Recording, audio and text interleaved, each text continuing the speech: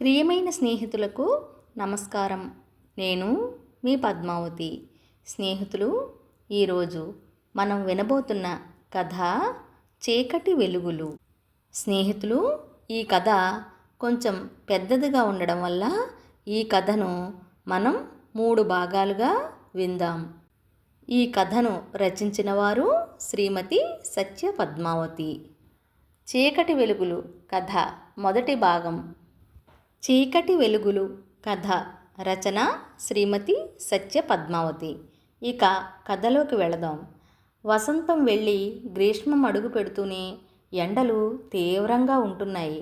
ఉదయం 9:30 కావస్తోంది.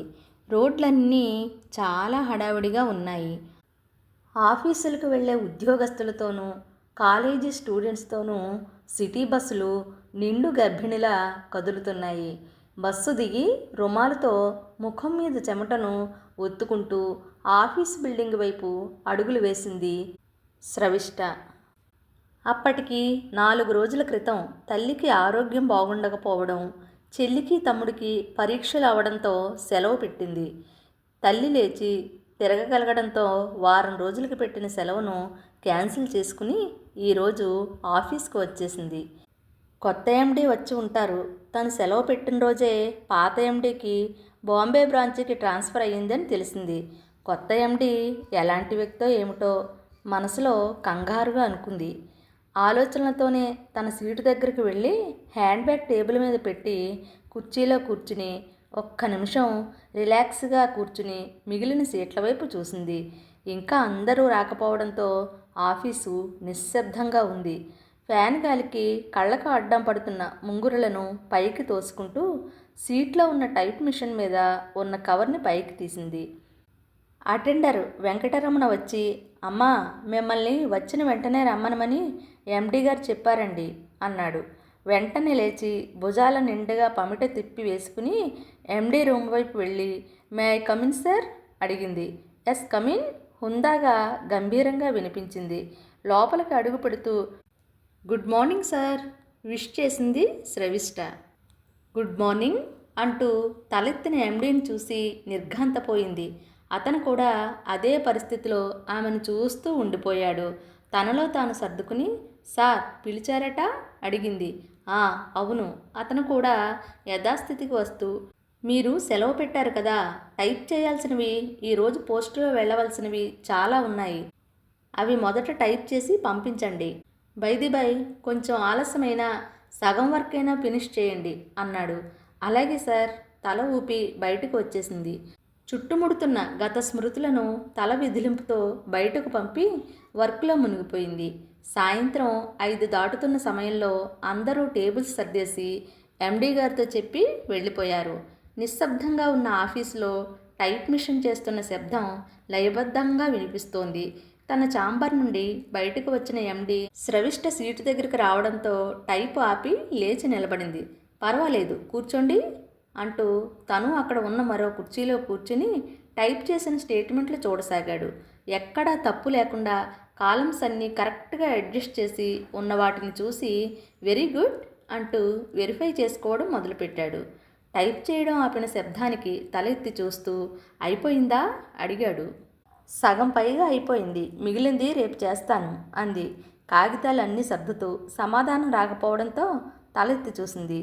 నిస్సంకోచంగా తననే చూస్తున్న అతన్ని చూసి, "ఈ టైం దాటితే మా ఏరియాకు సిటీ బస్ సర్వీస్ లేదు, అందుకని" సంశయంగా ఆగిపోయింది. "సరే, అలాగే చేయండి" అన్నాడు. ఏమాత్రం చూపు తిప్పకుండా కొంచెం ఇబ్బందిగా కదిలి హ్యాండ్ బ్యాగ్ తీసుకుని భుజాన తగిలించుకుంటూ అతనిచ్చిన స్టేట్మెంట్లు ఫైల్లో పెట్టి ర్యాక్లో పెట్టి బయటకు వచ్చింది. నడుస్తున్న తన ప్రక్కన కారు ఆగడంతో ప్రక్కకు చూసింది. "రండి, డ్రాప్ చేస్తాను" అన్నాడు డోర్ తీస్తూ. "నో థ్యాంక్స్" అంది ముందుకు నడుస్తూ. "ఏం భయమా?" కొంటితనం నిండిన కళ్ళతో నవ్వుతూ అడిగాడు. "కాదు, జాగ్రత్త" జవాబిచ్చి ముందుకు వెళ్ళిపోయింది. అది వినగానే అతని పెదవులపై చిన్న చిరునవ్వు మెదిలింది. స్రవిష్టకు ఎంతకూ నిద్ర పట్టలేదు. ఆనాటి పోకిరి రౌడీ పృథ్వీరాజ్ ఇప్పుడు ఎండీగా తన పైన బాస్గా వచ్చాడు. ఒక్కసారి మనస్సు 5 సంవత్సరాల వెనకకు పరుగులెత్తింది. పృథ్వీరాజ్ కూడా అదే పరిస్థితిలో ఉన్నాడు. యువరాణిలా ఉండేది స్రవిష్ట. అందరినీ శాసిస్తున్నట్లుగా ఉండే స్రవిష్టకి ఇప్పటి స్రవిష్టకి ఎంత తేడా! ఒక్కసారి కాలేజీ రోజులు గుర్తుకు వచ్చాయి. స్రవిష్టను ఎట్లా ఏడిపించేవాడు గుర్తుకు వచ్చింది. ముఖ్యంగా ఆనాటి సినిమా హాలు సంఘటన గుర్తుకు రావడంతో అనుకోకుండా ఆలోచనలు గతంలోకి జారిపోయాయి. ప్రపంచంలోని అందం ఆనందం ఇక్కడే ఉంది సుమా అన్నట్లుగా ఉంది అక్కడ వాతావరణం అంతా. వయ్యారంగా నడుస్తున్న అమ్మాయిలు, వారి వెనుకే కామెంట్లు చేస్తున్న అబ్బాయిలు, సందడిగా ఉంది కాలేజీ ఆవరణ. ఆ సందడంతా ప్రీమియర్ పద్మిని కారును చూడగానే ఒక్క క్షణం నిశ్శబ్దంగా అయిపోయింది. ఆ నిశ్శబ్దంలోనే కారు దిగింది. గులాబీ రంగు పంజాబీ డ్రెస్లో మెరిసిపోతోంది స్రవిష్ట. పచ్చని ఆమె మేని రంగుకి ఆ రంగు బాగా నప్పినట్లుగా ఉంది. చక్కటి ముఖతీరు, దానికి తగ్గట్టు నవ్వితే సొట్టలు పడే బుగ్గలు, తీరైన పళ్ళవరస, పెద్దవి చిన్నవి కానీ చురుకైన కళ్ళు, చూడగానే ఆకట్టుకునే రూపం. ఆమెను చూడగానే కొందరి కళ్ళల్లో ఈర్ష్య, కొన్ని కళ్ళల్లో వెలుగు, మరికొన్ని కళ్ళల్లో ఆరాధన, వివిధ మనస్తత్వాల్లో విభిన్న భావాల పరంపర. కనుచివరల నుండి ఒకసారి అదంతా గమనించిన స్రవిష్ట పెదవులపై గర్వంతో కూడిన హాసం మెరిసి మాయమైంది. అది రోజూ జరిగే కార్యక్రమం అయినా నిత్య నూతనం. ముందుకు నడుస్తున్న స్రవిష్టకు హాయ్ పలకరింపు వినబడి కళ్ళెత్తి చూసింది. ఎదురుగా రేణుక, వాసంతి. వారిని చూసి కనుబొమ్మలు ఎగురవేసి వారితో కలిసి క్లాస్ రూమ్ చేరుకుంది. ఒరే రఘు, ఇవాళ గులాబీ పువ్వు మీ క్లాసులోకి నడిచి వస్తోందోయ్. ఆ కంఠం పృథ్వీరాజ్ది. స్టూడెంట్సు రోజ్ రోజ్ రోజా పువ్వా అందుకున్నారు. వెంటనే నిర్లక్ష్యంగా చూస్తూ చిరునవ్వు విసిరింది ఆమె అధరాల మీద. ఆహా, గులాబీ రేకుల మధ్య మల్లెల దొంతరలు. వెంటనే వచ్చింది మరొక కామెంటు. ఈసారి ఆమె ముఖంలో చిరాకు కనబడింది. ఇంతలో బెల్ వినబడింది. పృథ్వీరాజు తన క్లాసుకు వెళ్ళడానికి లేచి ఆమెకు దగ్గరగా వచ్చి, కోప్పడకు కోమలాంగి, కనుకొలనులో కెందామనులు విరిసేను, చిన్నగా విజిల్ కొట్టి వెళ్ళిపోయాడు. ప్రతిరోజు ఇదో కార్యక్రమం అయిపోయింది తనకి. విసుక్కుంది రేణుక. శ్రవ్య, ప్రిన్సిపాల్ గారికి రిపోర్ట్ ఇవ్వవే అంది వాసంతి. తల పంకించి ఏదో అనబోతూ లెక్చరర్ రావడంతో చూసి మరి మాట్లాడలేకపోయింది. సాయంకాలం ఛాయాదేవి ఒడిలో విశ్రాంతికై త్వరగా వెళ్ళిపోతున్నాడు సూర్యుడు. లాన్లో కూర్చుని షార్ట్ హ్యాండ్ ప్రాక్టీస్ చేస్తోంది స్రవిష్ట. బుక్ మీద నీడ పడడంతో తలెత్తి చూసింది. వ్యాసు ఎదురుగా నిలబడి ఉన్నాడు. హలో, ఎప్పుడొచ్చావు మద్రాసు నుండి? బుక్ మూసేస్తూ అడిగింది స్రవిష్ట. మధ్యాహ్నం ఇంటికి, సాయంత్రం దేవిగారి దర్శనానికి వచ్చాను అన్నాడు వ్యాసు. ముఖం మీదకి రాబోతున్న సిగ్గును వెనుకకు పంపడానికి ప్రయత్నిస్తూ నవ్వింది. ఆమె ముఖంలోనికి చూస్తూ చెప్పు, ఏమిటి కాలేజీ కబుర్లు అడిగాడు. ప్రత్యేకంగా ఏముంటాయి, అంతా మామూలే. స్రవిష్ట ఇంకా 1.5 సంవత్సరం ఆగాలన్నమాట. స్వగతంగా అనుకున్న అతని మాటకి భావం గ్రహించి సిగ్గును దాచుకుంటూ, ఈ సంవత్సరం మీ అక్క మ్యారేజే అయిపోతుందటగా అంకుల్ అన్నారు మొన్న అంది స్రవిష్ట. అవును, మొన్నటి సంబంధం సెటిల్ అయిపోయింది. ఇంకా ఏదో చెప్పబోతున్న వ్యాస్కు హలో కాబోయే బావగారు అన్న శర్మిష్ట పిలుపు విని ఆమెను ఆట పట్టించడం మొదలుపెట్టాడు వ్యాస్. కరుణాకరం గారు ఆ పెద్ద సిటీలో పేరు పొందిన వ్యాపారస్తుడు. పెద్ద కూతురు స్రవిష్ట అంటే పంచప్రాణాలు. ఆమె ఏం కోరినా క్షణాల మీద సమకూర్చేవారు. స్రవిష్ట పుట్టిన 5 సంవత్సరాలకి శర్మిష్ట తర్వాత శశాంక. శర్మిష్ట 9వ తరగతి, శశాంక 7వ తరగతి చదువుతున్నారు. తన బిజినెస్లో పార్ట్నర్ జగన్నాథం గారి అబ్బాయి వ్యాస్తో పెళ్లి చేయడానికి ప్రయత్నం చేస్తున్నారు. వ్యాస్ కూడా స్రవిష్ట పట్ల అభిమానం చూపడం, స్రవిష్ట కూడా అతనంటే విముఖత లేకపోవడం గమనించారు. కనీసం డిగ్రీ అయినా చేతికి రానివ్వడేనన్నా అన్న కూతురి అభ్యర్థనను మన్నించారు. వ్యాస్కి ఉన్న వ్యాపార తెలివితేటలకి ఆయన ఆశ్చర్యపోతూ ఉంటారు. స్వామి శరణం శరణమయ్యప్ప కోరస్గా వినబడుతున్న ఆ భజనకు స్రవిష్ట చిరాకుగా చూసింది.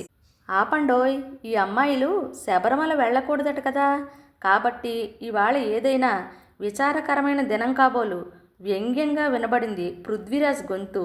ఆ రోజు స్రవిష్ట బ్లాక్ కలర్ డ్రెస్ వేసుకుంది.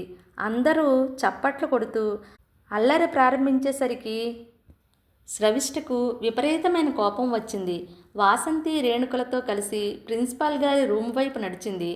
అటెండరు ఫైనల్ ఇయర్ బిఏ రూమ్కి వెళ్ళి పృథ్వీరాజ్ని ప్రిన్సిపాల్ గారు రమ్మంటున్నారని చెప్పాడు. పృథ్వీరాజు వెళ్ళడానికి లేచాడు. ఒరే రాజా, జాగ్రత్తరా నాయన, అసలే చండశాసనుడు, గుర్తు చేశారు స్నేహితులు. తల ఎగరేసుకు వెళ్ళిపోయాడు. ఏమయ్యా రాజా, ఈ మధ్య నీ అల్లరి చాలా ఎక్కువైందట, కంప్లైంట్స్ వస్తున్నాయి. కోపంగా కళ్ళజోడులో నుంచి చూస్తూ అన్నారు ప్రిన్సిపాల్ గారు. నేనేం చేశాను సార్ అడిగాడు అమాయకంగా. ఆహా, ఏం అమాయకత్వం నటిస్తున్నావోయ్ అన్నారు. అసలు ఏం జరిగింది సార్? ఆ కరుణాకరం గారి అమ్మాయిని రోజు ఏడిపిస్తున్నావట. అయినా ఆ అమ్మాయితో నీకెందుకయ్యా గొడవ? సంజాయిషి అడిగే ధోరణిలో అన్నారు ప్రిన్సిపాల్. ఓహో అదా సార్, అయినా అందరూ తనని చూస్తారు, తన వెంటే పడతారు అని ఫోజు కొట్టే అలాంటి వాళ్ళని చూస్తే ఏడిపించడం ఈ ఏజ్లో సహజం కదండి, కొంటిగా అన్నాడు పృథ్వీరాజ్. ఆహా, వల్గర్గా కామెంట్ చేయడం కూడా సహజమేనా? సీరియస్గా అన్నారు. నేను అసభ్యంగా కామెంట్ చేయలేదు, ప్రవర్తించలేదు సార్.